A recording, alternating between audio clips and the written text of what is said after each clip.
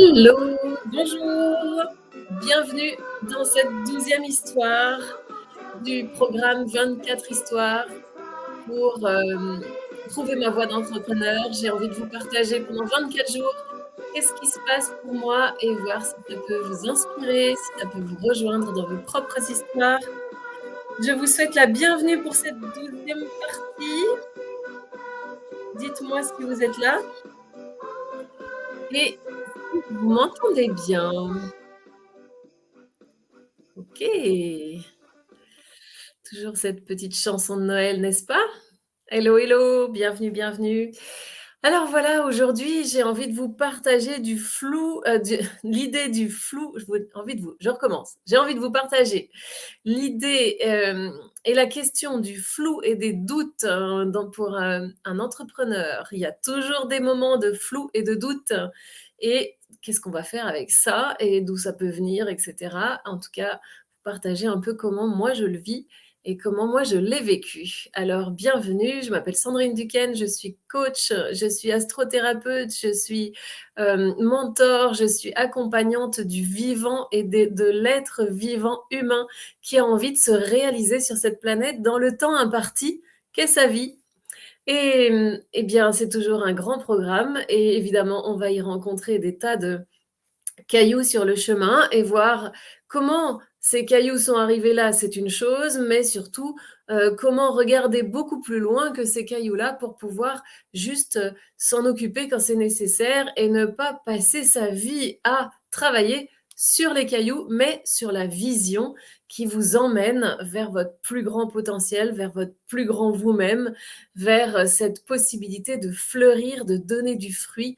C'est tellement, propre à chacun, on est tellement unique et on est tellement appelé à, décarcasser toutes ces limites qu'on est venu explorer au démarrage de la vie, justement pour, toucher cet élan et ce désir d'expanser et de dépasser notre limitation, même si tout l'entourage, tout le socioculturel, même la religion, toutes choses, les apprentissages du début de vie viennent d'abord nous apprendre la contrainte d'être un être limité parce que simplement on a besoin de ce démarrage. Je pense vraiment sincèrement qu'on a besoin de ce démarrage pour pouvoir faire jaillir l'élan, le puissant élan de se dépasser. Et alors comment on peut faire ça? Ben, il y a plusieurs accès et une des portes, c'est l'entrepreneuriat. En tout cas, c'est celle que moi j'explore pour le moment et j'ai eu envie pendant ces 24 jours avant, Noël, de descendre profondément dans mon histoire et de vous partager ça. Et donc on en est déjà à la 12e histoire. Alors si vous avez envie d'avoir les replays qui restent que quelques jours sur mes différents profils, eh bien c'est très simple, vous vous inscrivez et vous allez recevoir un calendrier de l'avent avec les notes, les cases à ouvrir et vous allez trouver là tous les replays très simplement et vous allez pouvoir suivre tout le programme. Sachez aussi que lorsque vous regardez un live en replay plutôt en tout cas quand vous êtes sur Facebook, hein, eh bien, je suis ravie de vous avoir en hashtag replay et ça, me permet de voir qui regarde quand et de relancer aussi l'algorithme de Facebook qui réagit énormément à vos commentaires. Donc vous êtes les bienvenus dans les commentaires. N'hésitez pas à dire: «Hello, coucou, je suis là» et même si c'est un peu plus tard, vos prises de conscience et cetera, je viens toujours les voir. Alors, qu'est-ce que c'est? Est-ce que si vous êtes entrepreneur ou que vous avez le désir de le devenir ou que vous avez déjà géré ou généré des projets dans votre vie, ça peut être des projets de vie, on peut avoir envie de créer autre chose qu'une entreprise, de partir faire le tour du monde, de fonder une famille, tout ça, ce sont des projets de vie. Est-ce que ça vous est déjà arrivé dans vos projets de vie d'être, dans des moments de flou? Dans des moments de doute qui suivent souvent le flou. Et je sais que pour moi, ce sont les moments les plus crucifiants. C'est le moment que je déteste le plus. J'ai, la sensation: «Hello, tu es là, super, je vois pas ton prénom, mais je suis ravie que tu sois là». Peut-être que je peux le voir si je vais ici. Non, tu dois être sur mon groupe. Il faut accepter que StreamYard voit ton Facebook pour que je puisse voir qui tu es ou alors tu signes. Bienvenue en tout cas. Ces moments de flou, ils m'ont souvent crucifiée et en ce moment, j'en traverse un encore. Ce sont pour moi des moments de gestation ou des moments de bataille entre l'être et le mental, entre l'être et l'ego. Mon ego à moi, il voudrait que tout soit clair et que tout soit défini et que ça avance, comme sur des roulettes et que que qu'il y ait plus de questions à se poser et c'est vrai que j'aime vous parler lorsque tout est clair. J'aime vous parler lorsque tout est résolu et pourtant, c'est pas exactement comme ça que se déroule la vie. Alors c'est sûr qu'il y a 3 phases. Il y a une phase très chaude où, l'expérience se met en place. Il y a une phase d'exploration un peu plus longue et puis il y a une phase de, hem, prise de recul et d'ailleurs on le voit en astrologie, on a, des signes qui sont on appelle ça cardinal, fixe et mutable. Donc le signe cardinal, il va entreprendre, le signe mutable, il va pérenniser et le signe fixe, pardon, je dis alors cardinal, il entreprend, fixe, il pérennise et mutable, il vient tirer la leçon de ce qu'il, vient de se passer et je crois qu'à l'intérieur de nous, nous avons tout le temps des boucles qui font ça. En tout cas, moi, je le sens, très souvent et lorsque quelque chose de nouveau est en train de naître à l'intérieur de moi, c'est, vous savez quand on est en train de porter son projet, eh bien, c'est vraiment une période de gestation. Est-ce que vous avez déjà senti que quelque chose se prépare, mais qu'on n'arrive pas encore à le dire clairement, on n'arrive même parfois pas encore à le penser clairement? Est-ce que vous avez déjà eu cette sensation un peu étrange qui, qui qui donne comme sensation, ça se prépare, ça se prépare, ça se prépare et en même temps, une part de nous sent ça et une autre part de nous qui est plus le mental, qui aimerait tout programmer pour pouvoir nous garder en sécurité en toute occasion. Eh bien, cette part-là, elle va dire: «OK, c'est quoi qui se prépare? C'est qu'est-ce qui se prépare? Je dois savoir parce que je dois commencer à me mettre en route autour de ça pour bien voir s'il y a pas de danger, qu'est-ce qu'il faut faire, qu'est-ce qu'il faut prévoir, qu'est-ce qu'il faut anticiper et tout ça». Sauf que vu que ça se prépare, c'est pas prêt. Et un jour, il y a une phrase qui m'a vraiment, percutée, c'est: «Rien ne sert de tirer sur un brin d'herbe pour le faire pousser». Et alors quand on met ça au niveau de la nature, c'est tellement vrai, c'est tellement vrai, c'est tellement pas je veux dire un brin d'herbe, si on tire dessus, il se casse. Et c'est exactement, la même chose pour nous. Ça sert à rien de tirer sur les cheveux pour les faire pousser, on est plutôt en train de les fragiliser. Ça sert à rien de faire sortir un bébé plus tôt que son heure parce que c'est pareil, on va le fragiliser et quand on est dans une création de projet, que ce soit la création de l'entreprise, vraiment, en général ou dans cette entreprise, lorsque vous créez vos programmes, vos propositions, vos produits, vos services et moi, ce sont des programmes, c'est ça que j'aime offrir. J'aime offrir ces contenants où la personne va pouvoir venir s'explorer, s'expérimenter, se découvrir, se révéler, se retourner, se se nettoyer, se guérir et cetera, se dépasser, s'expanser. Moi, ce que j'aime, c'est inventer ça, c'est inventer ce contenant-là. Ça s'appelle un programme, en fait, un programme d'expérience, d'expérimentation et lorsque ce programme, se prépare, en général, il y a 2 phases. Il y a une phase où je ne sais pas encore qu'il est en train de se préparer, mais je sens que c'est flou, que je suis comme plus tout à fait alignée dans ce que je fais, que, je pourrais dire j'ai un peu perdu le feu ou la flamme, je me sens comme, bancale, un peu la sensation comme on dit, j'ai le cul entre 2 chaises et quelque chose comme ça et en même temps, ben, je sais pas exactement ce qui arrive, ce qui s'en vient. Puis tout d'un coup, par contre, parfois en l'espace de quelques instants, quelques minutes, le temps de prendre une douche ou une nuit quand c'est un peu plus long, je vais tout élaborer d'un coup. Il y a comme tout qui devient très clair. Mais avant ça, la période de transition donne une période de flou et cette période de flou, mon mental le récupère et me sert du doute. Mais du doute du tout au tout. C'est-à-dire, bah, est-ce que tu as encore envie de faire ça? Est-ce que tu aurais pas autre chose à faire? Et il essaye de rechercher. Le mental, il va jamais chercher devant dans ce qu'il connaît pas, il va chercher derrière dans ce qu'il connaît déjà.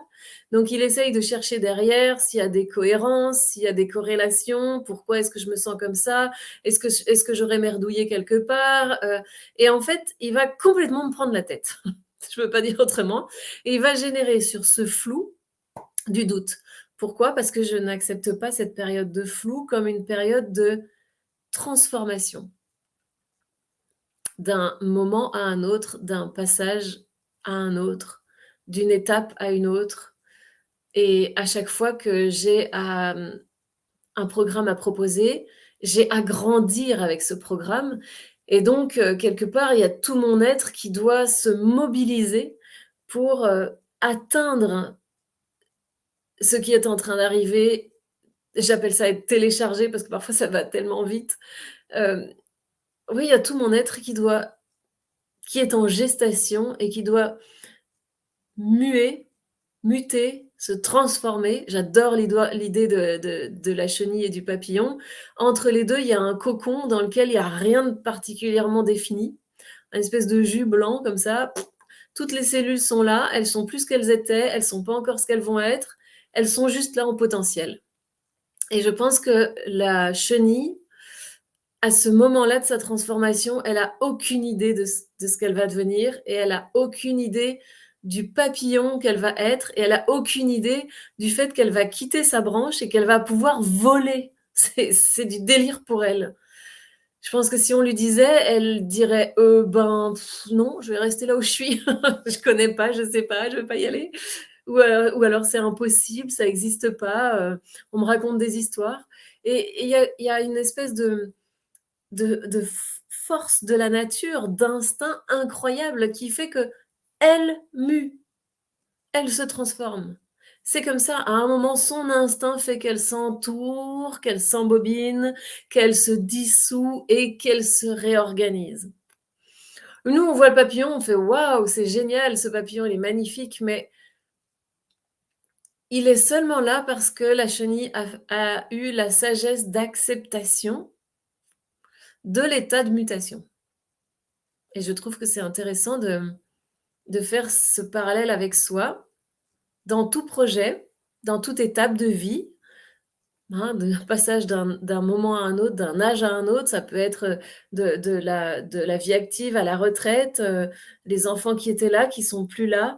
Tous les passages, toutes les mutations intérieures se font comme de la chenille au papillon et si notre mental ne récupérait pas l'histoire, sûrement qu'on aurait la sagesse d'accepter que ça se transforme et que ça se transforme avec un certain laps de temps. Et ben, il y a des moments où moi j'arrive pas à accepter ce laps de temps et donc je me retrouve à, rechigner, à me juger moi-même, que je vais pas assez vite, que je suis floue, que je suis pas claire. Ça pour moi, c'est une vieille histoire qui est, blessante ou qui m'a eu blessée quand j'étais plus jeune. L'incertitude, en fait, j'avais beaucoup de curiosité pour beaucoup de choses, je pense et je pouvais pas tout avoir. J'ai beaucoup entendu aussi ça, on tu peux pas tout avoir donc la vie c'est comme ça, on peut pas tout avoir, je pense que vous avez dû l'entendre aussi et donc j'ai eu du mal à, pouvoir tout explorer et en même temps me résoudre à n'explorer qu'une seule chose ou me résoudre à explorer quelque chose que j'avais pas vraiment envie d'explorer. Résultat, je suis souvent, restée au milieu du carrefour à pas savoir choisir entre quelque chose qui me plaît moyen, quelque chose qui me plaît pas et puis quelque chose qui me plairait mais qui est pas possible et je restais là au milieu.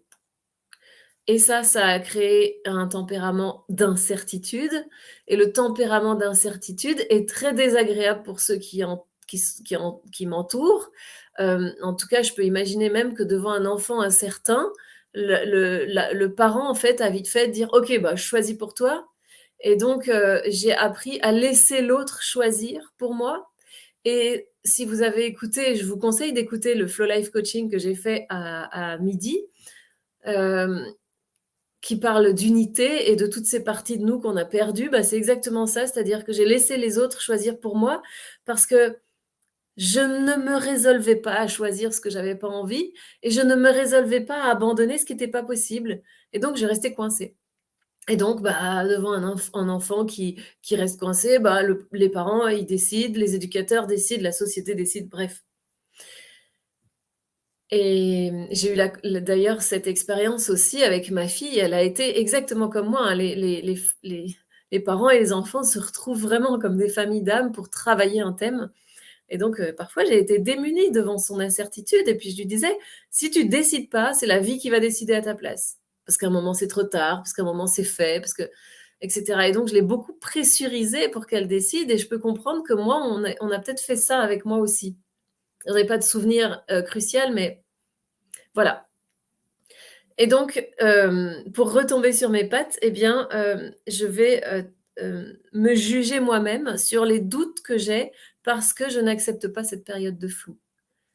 Et cette période de flou, c'est cette période où quelque chose de nouveau arrive, quelque chose d'ancien s'en va, et mon être tremble de laisser partir et de laisser venir l'inconnu. Laisser partir le connu, c'est très insécurisant. Laisser venir l'inconnu, c'est très insécurisant parce qu'on ne sait pas. Donc, tout mon mental est en train d'essayer de récupérer des accroches, des attaches, où, quand, comment, combien, quel prix, qu'est-ce que tu veux dire dedans quand je crée une offre et qu'elle n'est pas encore mûre, en fait. Ça m'énerve tellement que je commence à la créer par l'extérieur. Je vais dire: «Bon, alors je voudrais qu'elle dure combien de temps? Parce que si ça dure ça, c'est trop, si ça dure pas ça, c'est pas assez.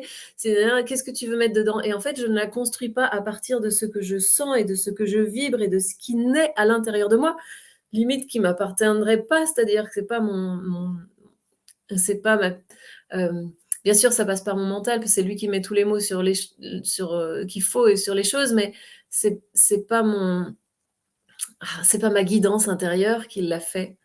C'est par l'extérieur. C'est-à-dire, je sens que quelque chose arrive, et comme ça ne va pas assez vite parce que mon être met du temps à se transformer et à accepter les différents niveaux de vibration qui arrivent dans ma vie, et ben je me râle dessus, en fait, tout simplement.